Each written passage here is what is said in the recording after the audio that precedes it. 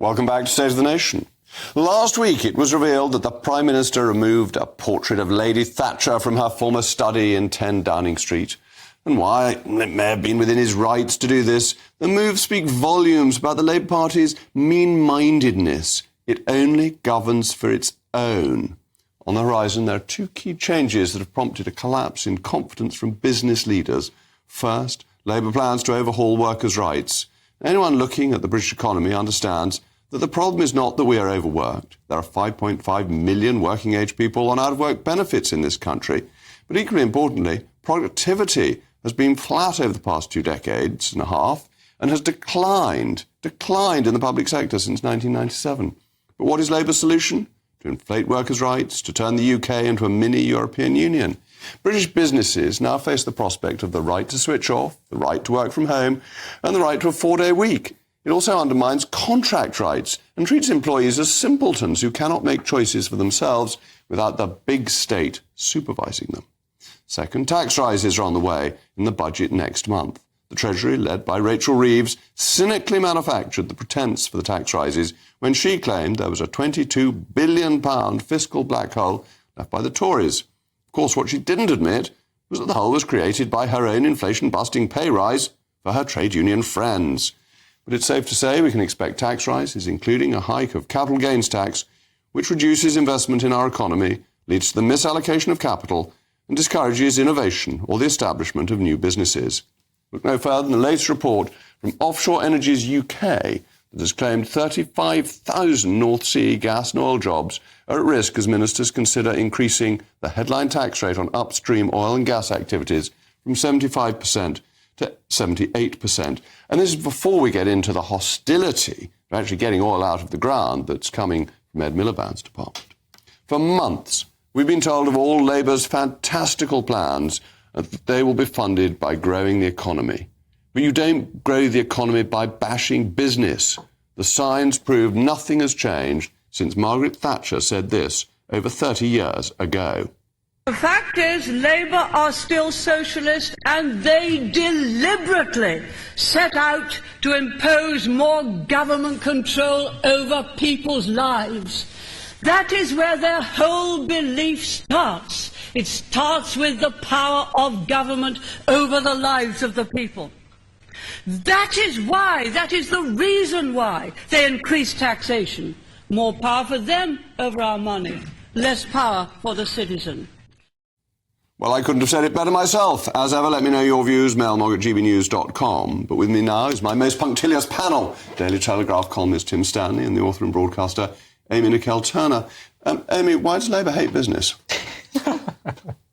Labour doesn't hate business, and business doesn't hate Labour, because polling just suggests that business leaders have more faith in Labour than the Conservatives. Well, polling's shown a collapse in support for Labour since the election. I mean, it's been quite extraordinary how trust in, Sir Keir, has fallen since the 4th of July. I don't think you need to worry, though. This is all just a bit of fear-mongering at the moment, because nothing's really happened yet, and what will businesses benefit from the most will be stability, productivity, which all these plans will lead to. Stop being so short-termism about this. Where's productivity coming from if you make it more bureaucratic for businesses to employ people?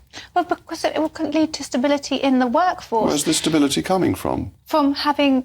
Where's the stability coming from? Where do the jobs come from? Employers don't take people on. We have a massive recruitment and retention problem at the moment in nearly every sector. So in order to contend with that, of course we need to bring in putting more workers' regulations rights from on day doesn't one. help. But it's regulations in terms of why does workers' rights from day one help? At one point, you probably would have said the same thing about holiday pay. You would have said the same thing about maternity pay. This is progress. Giving workers more rights will lead to more productivity and stability in the future. No, you're confusing two things. There may be rights that you think workers should have, but they don't axiomatically increase productivity.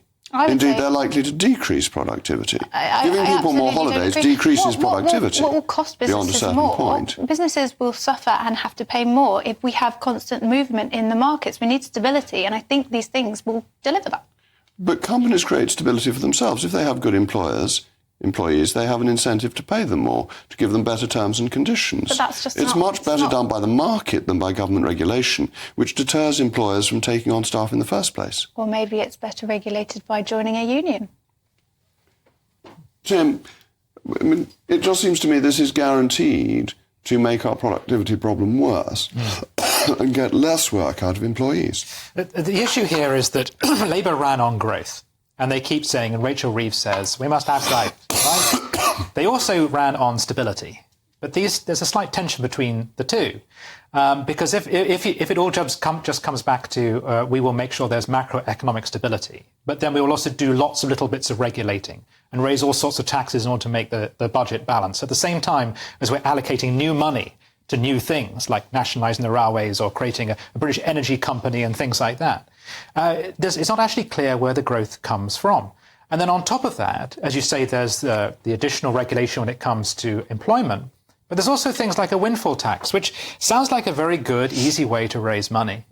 But of course, what it does is it kills long-term investment and long-term planning, not just because the business affected will lose profit, but also because other businesses will say, should I invest here?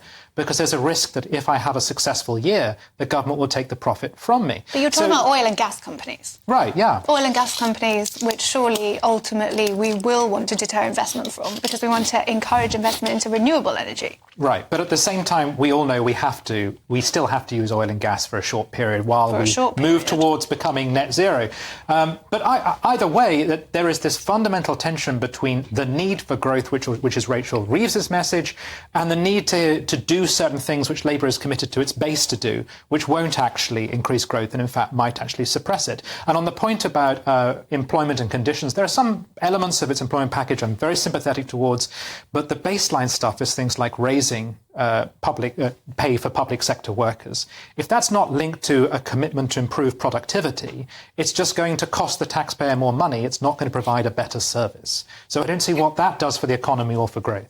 Because we found that plugging the gaps with these recruitment and retention problems that have come from not being able to keep workers where they are, that has cost millions. But Amy, this completely and misses using agency the point. staff in those positions has cost millions. And the small matter of Brexit has cost us absolutely billions. Businesses have an overwhelming incentive to keep good staff. They need to be able to get rid of bad staff. But in the public sector, they weren't given the option to raise the wages. So now they are. That will increase And growth. there's been a lot of mismanagement in the public sector and failure to keep people, but there's been masses of increase in the number of people employed in the public sector. The public sector since 1997 has seen productivity decrease.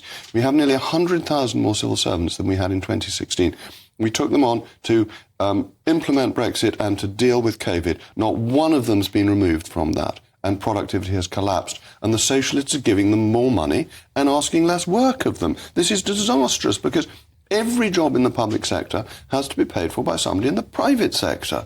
It just feels like Labour could say, we're going to give you all £1 million and a baby unicorn, and you would still have the hump. Yes, because it was a stupid thing to say to people. Because I would be paying for his baby unicorn. That's the problem. It doesn't. Governments don't create wealth. I'm paying for his baby unicorn. His baby unicorn called Brexit. We're all paying for his baby unicorn. Right. That's the main problem here. We have this massive black hole, which was fundamentally caused by a number of things, but Brexit was a massive one. There's nothing to do with Brexit. This is government policy. Where we are because of Brexit. We're not. Why is it that the British economy is doing better than the German economy? Why is it? Yes, we've left the European Union, they haven't. Us leaving the European Union. Being in the European Union has not been this panacea. Just put Brexit aside from it, because we've got to stop arguing about Brexit at some point in this country's history. You raised the point about stability. Jacob has asked the question about why might business confidence be declining. Well, just think about the messaging, because the government hasn't done very much yet, but think about the messaging of the last few months. One, it is saying that this is the worst economy since the Second World War. And two, it is saying we will raise taxes. Well, under those conditions, who on earth would choose to invest in this country? If nothing else, it's a very strange messaging strategy. It's a completely dreadful message. Doom and despair. Anyway, thank you to my panel. With me now is Professor of Economics at King's College London, Jonathan Portes. Jonathan, thank you as always for joining me. I don't know if you heard Tim's question, but saying that this is the worst economy since the Second World War and we're going to have to raise taxes isn't going to encourage foreign companies to invest here, is it? I do think there's a risk there, and I agree with quite a bit of what Tim was saying. But first, I'll just go back to something you said, Jacob. Do you think that labour productivity is higher here or in France? Oh, it's higher in France. There are all sorts of questions, but there are all sorts of questions, as you know perfectly well, about how productivity is measured. and there are differences in the measurement of productivity between the UK and France. So you have to take those into account as well. And do you think that any economist thinks that despite these differences in measurements, where do you think would any economist tell you, where is productivity higher in the UK or in France? Well, as I said to you, there are measurement issues, but would you rather have the French economy or the British economy? And I'd much rather have the British economy. We've got better levels of employment. That's true. But I just wanted to focus on productivity because you mentioned it, and you mentioned employment regulation. There is no doubt, nobody denies it, and I don't think even you would deny it, that the UK has both less regulation of labour, less employment regulation than France, and also significantly lower levels of labour productivity. French workers produce more in an hour. What about America? What about America, which has less employment protection and higher productivity? The American route seems to me a much more preferable one. In some ways, but actually similar productivity to France. But the idea that employment regulation necessarily leads to lower productivity simply isn't true. We know that from the... Well, but hold on, Jonathan. We know that from France. Well, you're very selective because you've got higher unemployment in France. And if you take productivity against everybody who could be available to be productive, if you have very large numbers who aren't employed, you get a worse situation. That's why America is so strong, because it has both high productivity and high levels of employment. And that's the model that has proved most successful. That is true. But nonetheless, France still does slightly better than we do overall, even taking account of that. You should be very careful about, I share your view that, you have to be careful about employment regulation and not over-regulate. But the idea that more employment regulation is necessarily going to be bad for jobs and productivity is one which no serious empirical economist would buy anymore, I'm afraid. Because it just there's a point you make on productivity. I think to say that it doesn't have an effect on employment rates is quite a leap of faith. Well, we found out, as you know, I think that when the minimum wage was introduced, there was a lot of people, including the entire Conservative Party, said that it would lead to a very sharp fall in employment. We know now... And that was wrong.